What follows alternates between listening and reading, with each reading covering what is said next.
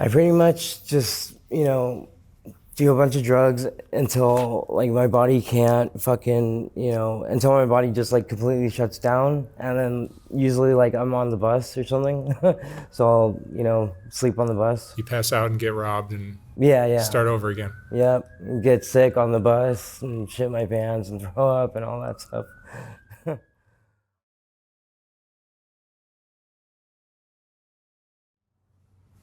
All right, Tyler. Tyler, Yes. where are you from originally? Where'd you grow up? I was born and raised here in LA. Tell me about your family growing up. I grew up in a pretty nice neighborhood of Los Angeles, and I was raised by my dad with my older brother and my older sister, and my grandma, and my mom. She wasn't really around that much because left my dad when I was 2, and yeah. So your mom left you. You were 2 years old. Yeah. I'm sure that impacted your childhood. Yeah, definitely. I had like a lot of trust issues with women growing up because of that. And what's it called? Especially, because when I was 13 years old, I found out through my mom that my dad, who's been raising me since day one, actually isn't my real dad, because my mom, she, like, during the time that I was born, she was stripping, and she was doing like prostitution and stuff like that, and so I don't even think she knows who my real dad is, actually. Wow. Yeah. And the fact that she didn't want to raise you must have made you feel a certain way. Oh yeah. Just like shit, just like, oh, my own mom doesn't love me, so what's the point, And then you found out that your father wasn't your real father. Yeah. When did you find that out? Through me and her. So my dad drove me up from LA to go live with my mom up in the Bay Area, because during that time I was, just a troublemaker. I was just like starting to get into drugs, and like harder drugs like heroin and cocaine. And so he didn't know what to do with me other than to drop me off at my mom's house. And me and her got into a fight one time, and she just like blurted it out, and it almost seems like like as an attack, like to hurt me, so yeah. That's a lot to handle as a kid.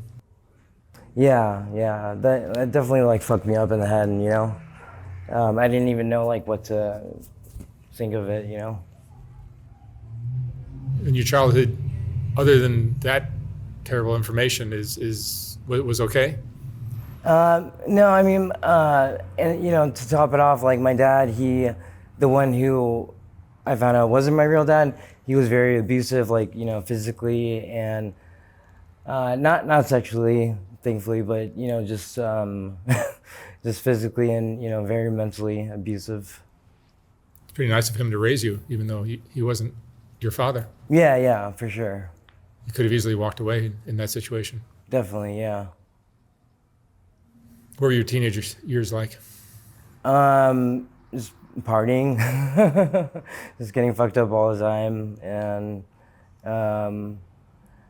I would say like maybe not like the normal like teenage like lifestyle, I guess, because I did get into hard drugs at a young age, so I started doing things to get money that I'm not very proud of, like prostitution and stealing from stores, and then selling the items, and stuff like that, just to not be dope sick, basically.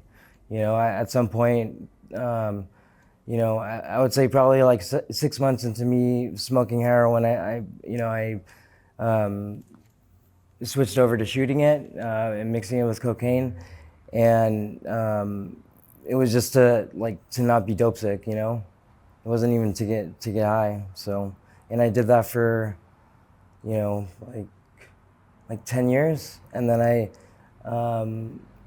got sober. I got sober for 5 years, and through AA, and I was really involved in that program, and I relapsed back in 2020 around like when COVID hit, and my ex, rest in peace, he got me started into smoking fentanyl, because so that I wouldn't have to use needles, you know. And so back to your childhood, you graduated high school? No, I didn't. No. And the drugs kind of got in the way of all that? Oh yeah. And so you've been homeless, you've been on the streets for how long now? For the past year straight, but on and off for the past like 5 years. How do you make money? Boosting items from stores and selling them, and then or trading them for drugs, and then like sex work. Yeah, there's definitely a market for that. Yeah. What do you think of this lifestyle that you're living now? I don't know. It's hard to say. Like, you know, part of me is like fucking over it, you know, and it's just like, damn, I've been doing, you know, opiates for like 15 years now. Like, goddamn, you know. People think you guys are just having a party all the time, and it's just you're just escaping and enjoying yourselves. But the story I see from talking to so many people is they're pretty miserable. Yeah, it's especially like the loneliness. Like, you know, like that's probably like the main thing that fucks me up the most about my addiction is that, you know, that I'm hurting my family, you know. Like me and my mom, we became like super close like when I got sober during those 5 years, and you know, it's just fucked up, you know. But it's not like I can just like see that and just like say to myself, okay, now I'm gonna stop because of that, you know. It's addiction, you know. So, you know, not like as an excuse, but it just, you know, it's just hard to even want to stop in the first place, and then to actually like take the steps to stop, you know. Especially with opiate addiction, it's, you know, because you get like physically sick if you don't have the drugs, you know. Are you using other drugs in addition to the? Yeah, like you know, like I like to mix the fentanyl with crystal. And recently, just in the past few weeks, I started smoking crack with it. So, yeah. That's a cocktail? Yeah. And where do you sleep at all? Do you have a tent or anything like that? No, I don't have a tent. I pretty much just, you know, do a bunch of drugs until like my body can't fucking, you know, until my body just like completely shuts down, and then usually like I'm on the bus or something, so I'll, you know, sleep on the bus. You pass out and get robbed and start over again. Yep, get sick on the bus and shit my pants and throw up and all that stuff. Lovely. Yeah, so I try not to let that happen. I try to hustle as much as possible, you know, so that I don't get to that point. Because like once I'm at that point, it's like really hard to fucking get back into the swing of like, you know. What is it like to be dope sick of opiates? That shit sucks. It's so painful. It's like, you know, first you start off like really like fatigued and low energy, and then you fucking start to yawn, but like it's like a painful yawn. And then you get all teary-eyed, and then, you know, you got snot running out of your nose constantly, and then you get the chills and like hot flashes and chills, and then you start, you know, for like shitting your pants, you know, and throwing up, and like check all the boxes. Needing to pee, but it's like a painful pee, you know, and like sweating like crazy. and just like, you know, you can't sit still, you know, your body aches all over, and it's just, you would do anything to fucking feel better, you know? And that's what people end up doing. Yeah, anything. Yeah. Yeah, like you know, growing up, I never thought I was gonna be a prostitute, you know, or fucking, you know, steal from the, you know, stores that I grew up going to as a kid, you know, and fucking, you know, like selling them to random ass people, you know. But that's just what happened, you know. Looking back at your life, what do you wish you had done differently? Listen to the DARE program. No, I'm just kidding. Listen to Nancy Reagan. Yeah.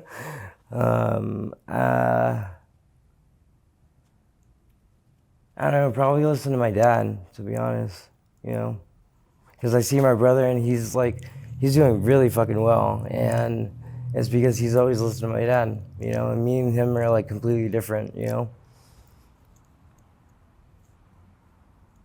You been in love before?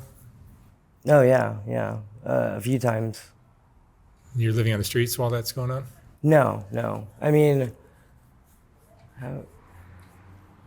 so once or twice on the streets, but for the most part, all my relationships were not on the street, and they've been like long-term relationships. Like with my first girlfriend, we were together for 7 years, and then with my first boyfriend, we were together for 5 years.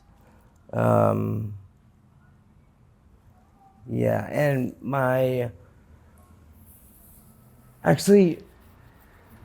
okay, so I guess I wasn't homeless, but I was, you know, strung out on drugs with my ex, the one that got me into fentanyl. I'd say that he was probably like the first guy that I fell in love with, you know, for sure. And yeah, so, you know, it still hasn't even hit me yet that he's gone. You know, in my head, it just seems like he's like on vacation or some shit, you know? Yeah. Let me ask you a question not related to drugs. How are relationships with men and women different? Romantic relationships?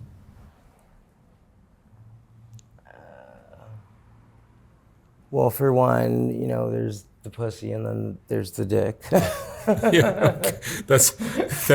Yeah. Okay, thanks for that. I wasn't 100% sure about that. Well, I guess with which one's better? With girls, like, you know, it's just there's like a whole lot of drama and bullshit, and fucking girls are scandalous, man. Depends on the girl. Fucking scandalous.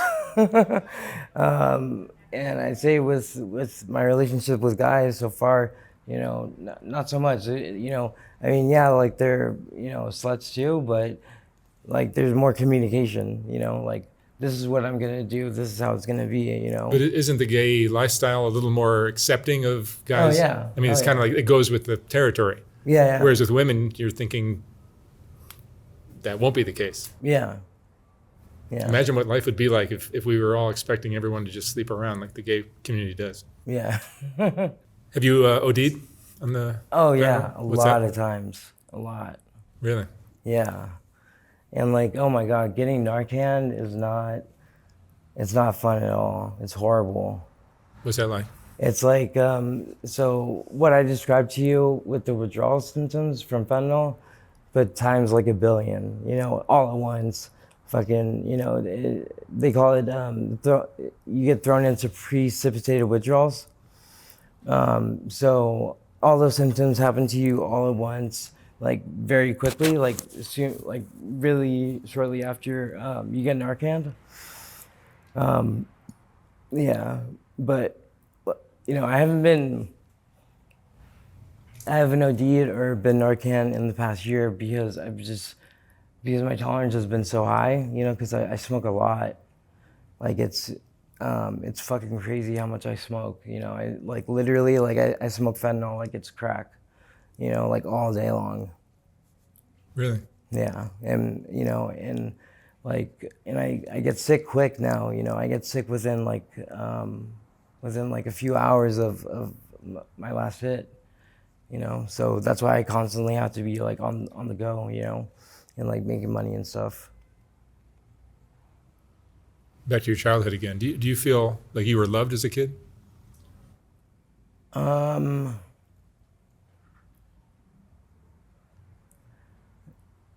Not so much by my mom, but I don't know, because I don't know the whole story, you know, with that whole situation. But just from my perspective, not so much from my mom, but from my dad for sure, you know. Like, and I didn't see it that way my whole life, you know. It wasn't until, you know, I got sober and in AA that I got a different perspective on that through the help of my sponsor at that time. What did AA help you learn or understand? That I'm not a victim, you know, and that I have a part in everything. You know, even, you know, being molested as a kid, you know, I have a part in that, you know. When did that happen? What's that? What age were you when that happened? All different ages, like probably from like, as far as I can remember, up until I was like 7 or something, you know. Or actually, maybe 11. Yeah, I think. Something like that, yeah. So it started at 7 or 11, or it ended then? Oh, it ended around that time. And it was going on before that? Yeah, yeah. Oh, wow. Yeah. Do you feel like that impacted your life? Yeah, definitely. Yeah. You know, but of course at the time, you know, you don't know any better because you're just a kid, you know. But when you say you weren't totally a victim in that, how would that be? So it's hard to explain it. My sponsor would be able to explain it better, but it's like, it's not that, how do they describe it? It's like, so because of that happening to me, I use that as justification and rationalization to trash my life and to be like a tornado in everyone else's life around me, you know, and causes a bunch of wreckage and not really care, you know. Interesting. If that makes sense. Yeah. Did you have dreams of doing something with your life when you were younger? How old are you now? I just turned 31 like 2 weeks ago. Still on young. 420. Yeah. And yeah, like growing up, I played ice hockey for like 11 years of my life. I played goalie, and I wanted to do that. I wanted to do that like my whole life, you know. That's the only thing that I really thought of. Yeah. So you mended the relationship with your mom. How were you able to do that? Through the 12 steps, through the 12-step process. Like, you know, there's you know, step 9 where you make amends to people that you've harmed. So, you know, I got to do that. And, you know, for that, it's like a lifelong journey, you know? Sure. Especially with, you know, the amount of like pain and suffering that an addict causes to their parent, you know, or vice versa. And, you know, it's not just like an apology, like, oh, I'm sorry, because like people have been hearing that our whole lives, right? It's more of like, you know, this is the way that I harmed you. How can I make it right? And then usually, you know, from what I've gotten back in feedback from people is the way that I can make it right is by staying sober, which, you know, I failed at doing. So, you know, yeah. What do you feel had more of an impact on your life? Not having your mom's love from 2 years on, or not knowing your dad, your biological dad? I would say not having my mom in my life, you know. Yeah, it seems like because I didn't know about my dad and up until I was 13. And he did you a know? pretty good job, it sounds like. Yeah. You hear people that I interview complain about didn't have a dad. That's a common story. But to not have a mom, I think is even more impactful. Yeah. Do you have hope for your future? Do you think you're going to get out of this situation? I don't know. It seems pretty hopeless, you know, because every time I try to get sober, you know, I change my mind, you know, after a few hours of being sober, I'm like, fuck this shit. Like, you know, I'm miserable. I feel like shit. Like, I know what's going to make this better. So what do you think people that don't do drugs don't understand about addiction and how difficult it is to quit? I mean, just the whole thing, you know. Like if you haven't experienced it, then you just don't understand. But people watch these videos and they go, "Oh, you just quit and get your life back together and get back with your kids or your family." Yeah. And I see how many people just cannot. Is it fear of what you have to go through, of getting clean? It's not even that. It's just like you literally like just can't. Like you can't. So in AA, they would describe it as like having sex with a gorilla, and like you don't get to say when you're done having sex with the gorilla does, and in like metaphorically speaking, like the gorilla is alcoholism and drug addiction, you know. That's a hell of an analogy. Yeah.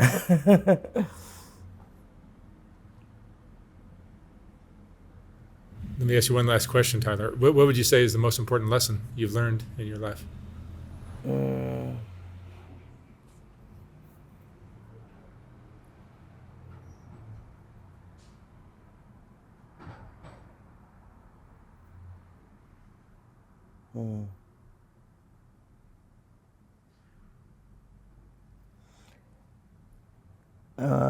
That, you know,